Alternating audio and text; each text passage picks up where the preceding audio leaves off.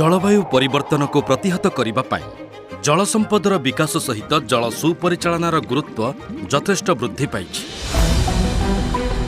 आम ओडिशार प्रिय मुख्यमंत्री सफल नेतृत्व, दूरदृष्टि संपन्न मार्गदर्शन तथा अनन्य शासनतंत्र 5T माध्यम जल संपद विभाग एही आह्वान को मुकाबिला करने को अनेकांशरे सक्षम हो पारिछि।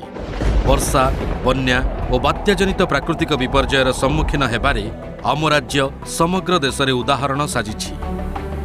एही सफल यात्रा को अधिक संगठित करने पाई आम सरकारक द्वारा पाणीपाग, वर्षा, नदी मानकर जल प्रवाह, भूगर्भ जल तथा जलाशय मानकरे उपलब्ध हेउथिबा जलर आकलन आदि तथ्य कंप्यूटर माध्यम संग्रह, संरक्षण तथा व्यवहार करने पाई राज्य जल विज्ञान तथ्य केन्द्रर स्थापना करा जाइछि।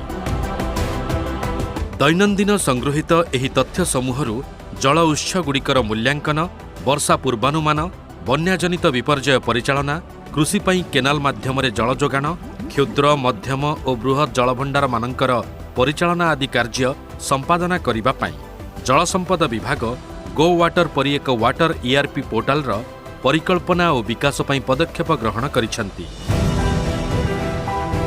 राज्य जल विज्ञान तथ्य केन्द्र रे वाटर ERP पोर्टालर परिचालना, विभागर तृणमूल स्तर तथा अंतर्विभागीय समन्वय रक्षा, बन्या विपर्यय समय 24 घंटिया तदारख और निर्देशना कार्य निर्वाह करने पाई जल संपद विभागर सूचना और जल विज्ञान रे विशेष रुचि रखिथिबा इंजीनियर मानंकु नेई एक समन्वित निर्देश नियंत्रण केन्द्र बा integral command control centre ICCC गठन करा जाइछि।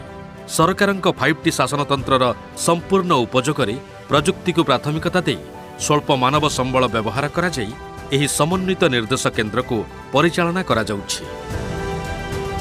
आज मान्यवर मुख्यमंत्री राज्य जल विज्ञान तथ्य केन्द्र को लोकार्पण करी ओडिशार विकास पर्वरे आउ एक स्वर्णिम अध्यायर शुभारंभ करुछंती। एहार स्थापना ओडिशावासी को बन्या विपर्यय पूर्व सूचना देवा सहित जलसेचन आदि क्षेत्र में सूचना प्रदान करी राज्य को आहुरी अधिक संपन्न और शक्तिशाली हेबारे सहायक हेब।